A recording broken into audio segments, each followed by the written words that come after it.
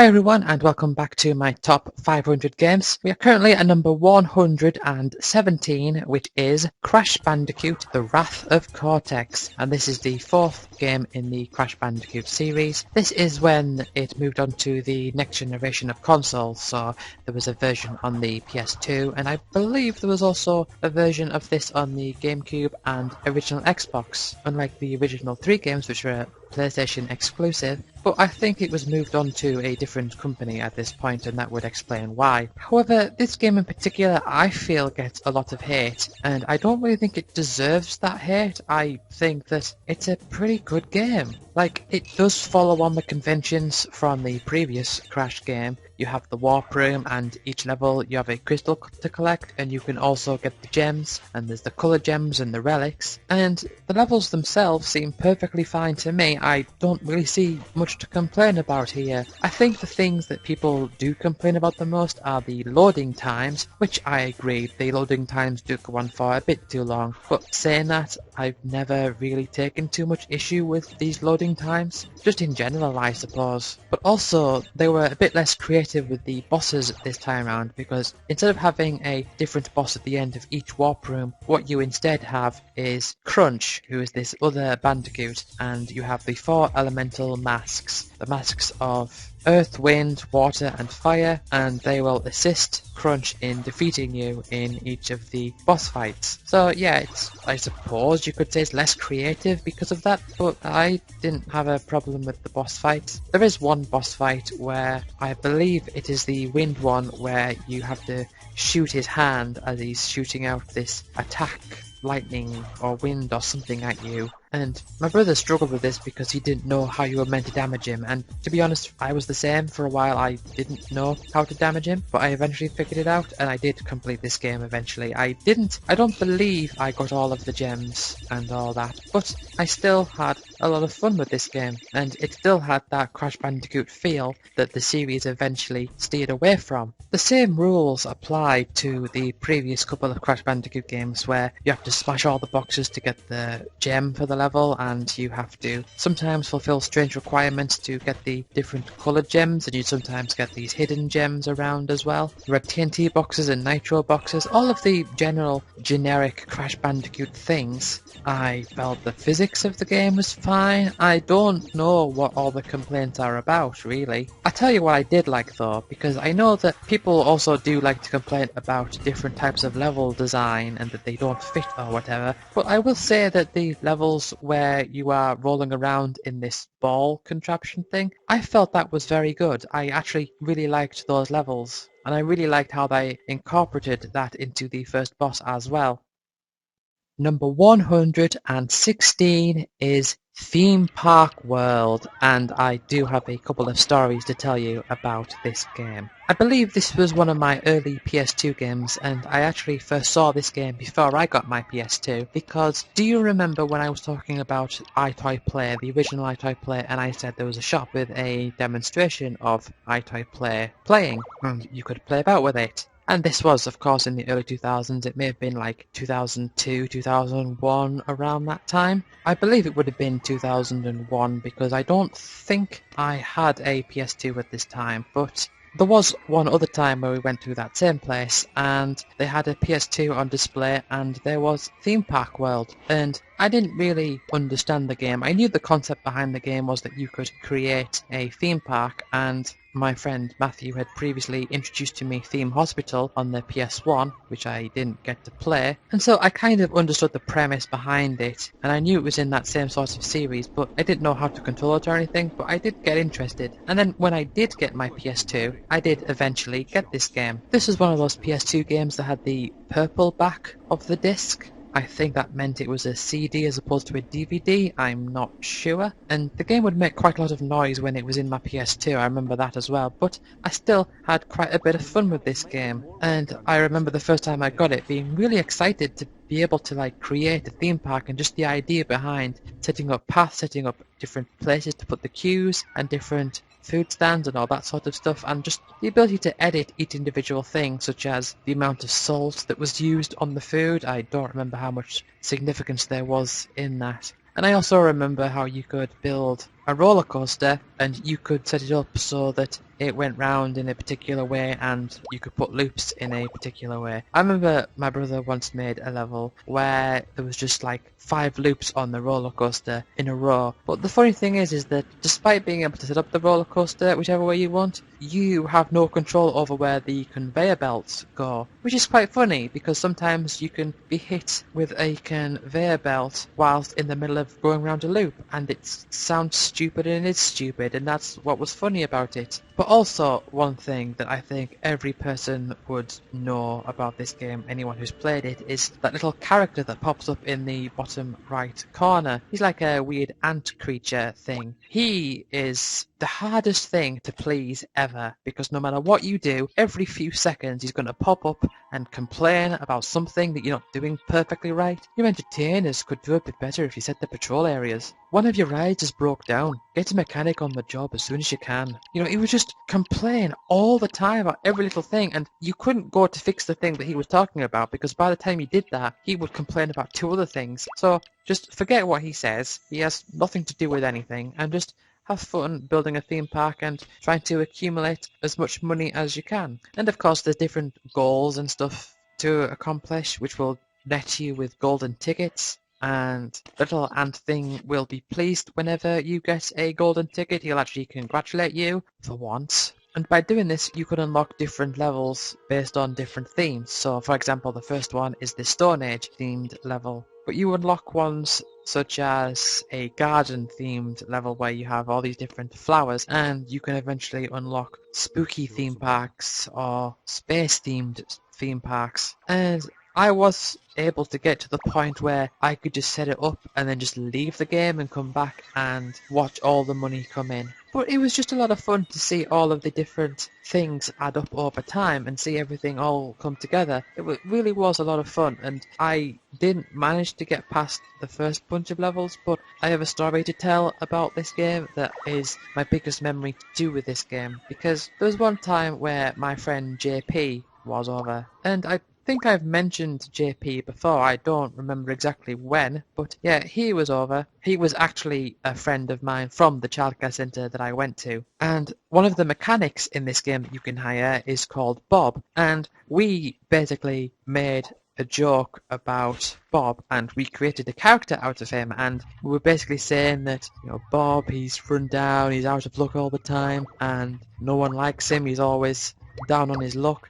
And we created all these stories about all the misgivings of Bob. So, for example, I made a story where Bob was working on a roller coaster, and then it was working all properly, and then some people on the roller coaster went down on this big drop on the roller coaster, and some of them screamed, and the other people didn't scream, thinking this isn't very scary, and then they looked forward and they saw Bob, and then they started screaming. That type of thing, and we just invented all these different stories. Unfortunately I don't remember many of them, but they all involved Bob failing in some manner, or just people being scared of Bob. I think there was one story about how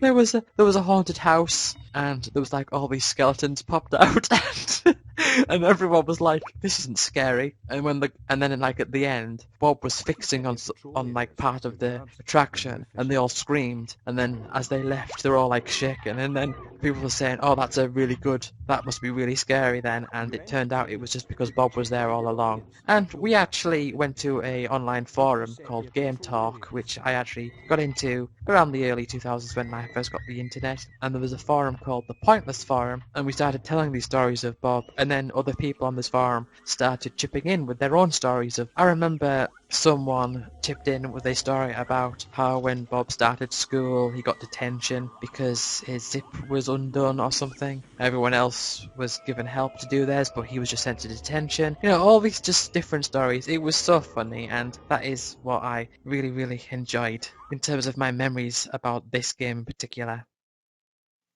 Number 115 is Inspector Gadget, Gadget's Crazy Maze, and this is a rather strange game, you may be thinking, to appear so high, but to be honest, I had a lot of fun with this game, and my brother did as well, and the biggest memories I have with this game is that we used to play it a lot with these two kids that my mum used to childmind, and It's a quite unusual game, this. It's sort of like a puzzle game where you have to use Inspector Gadget or one of the other characters in Inspector Gadget to match up these different gems, and you match up 3 gems in a row, they'll turn into coins, and the aim of each level is to get rid of all of the gems. There will be times where you'll have 4 of a particular colour, so you have to match all 4 of them together instead of just the 3, because then you'll be left by one by itself that you can't do anything with. And you'll also get these rainbow gems that will allow you to connect them with anything, so there's that puzzle element there of what you are meant to connect it with. And you also have different items scattered around, such as keys that will allow you to open doors, and you can also collect hammers that will allow you to attack the enemies, because you do get these enemies that are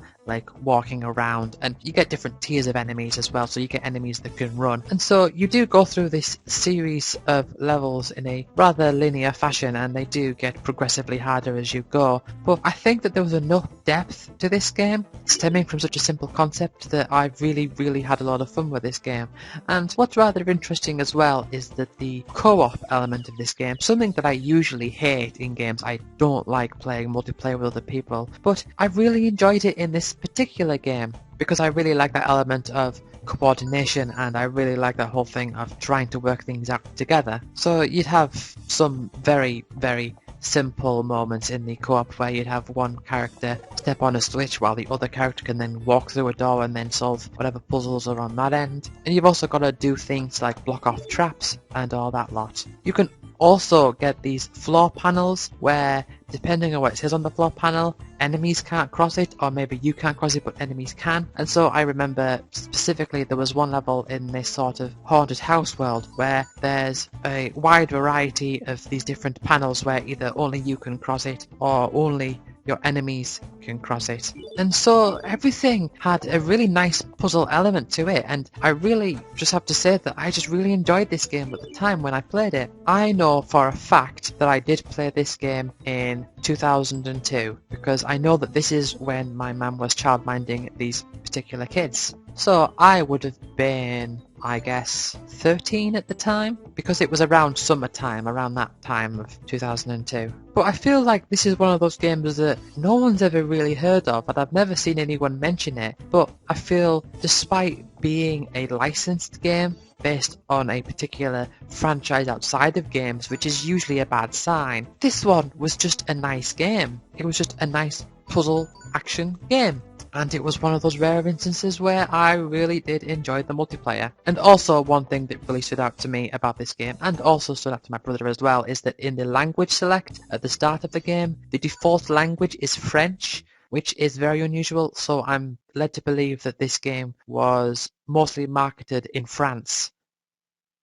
Number 114 is Armored Core 3, and I was kind of into Armored Core at this point, and I kind of got this game rather late in regards to when it came out, but I will explain the premise behind Armored Core. The idea is that you are part of this elite group known as the Ravens, and as such you have to build these giant mech robots and then travel between different missions and complete whatever mission is set out for you. It might be defeat all of the enemies, or it might just be reach the end and find this thing, and your reward for doing that is money, and that money that you can spend is spent on different parts to upgrade your AC, your armored core, which is this giant like mech type thing. Also, what stands out about this particular Armored Core game is that, at least to me what stood out, is that there is this leaderboard of different ACs, and you have to try to work your way from the bottom to the top of this leaderboard. And this is a normal thing in Armored Core, apart from in this particular game, you didn't have to fight these other ACs in missions. You actually chose to fight them, and then if you beat them, you swapped ranks with them, so you had to slowly work your way up. And my strategy was to go for as many of these as I could first, because when you beat these levels, you gained money as a reward for completing it, regardless of how well you did. But in other missions, the main missions, you got money taken off you based on penalties, such as you got damaged so much, or it took you so long to do it, just things like that. And so this is a way that you could be assured to get a set amount of money. And I really like the level of detail of stuff that you actually bought from the store, so you had to buy like different generators and different boosters which allowed you to like fly through the air faster, different legs which could carry different amounts of weight or allow you to move at different speeds. You could get a different head or a different radar which would allow you to see information more clearly on the map, as well as all the different weapons and stuff that you could get. It's a very interesting game.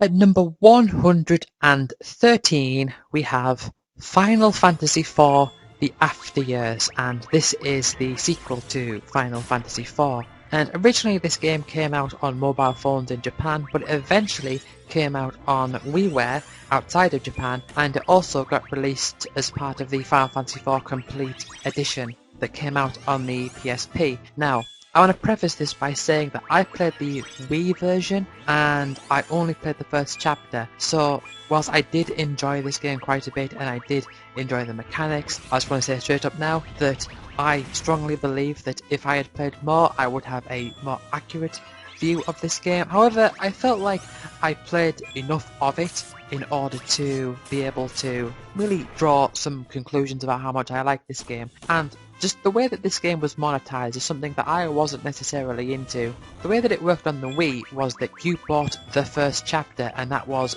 the game that you bought, and then individual chapters after that were sold separately. And I completed this first chapter, and even though I did enjoy the game, I didn't really feel like paying for individual chapters, and so I kind of opted out of that. But aside from that, I like this game enough to rank it as high as I do, but I'm just going to explain how this game works. It basically uses the same core concepts as what Final Fantasy IV does, is that you have set characters with set abilities, and every character has their own set role, and the characters that you play as is very strongly determined by which way the story goes. Now, this game in particular introduced a couple of extra features. It includes the moon phase concept, that is, that the moon goes through different phases, and depending on what moon phase is happening at the moment changes how effective physical attacks or magic attacks are. So if it's at a certain position, then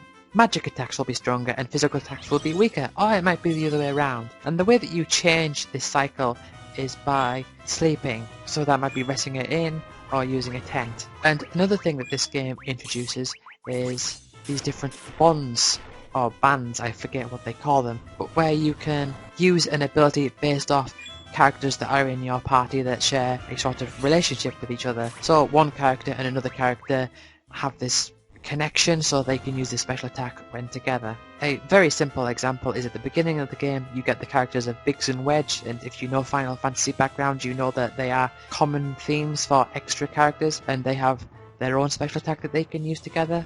But aside from that, I don't really think I have too much to say. It's a decent game and it uses the ATB system, which is what Final Fantasy was doing around that time. You have random battles, so I like that.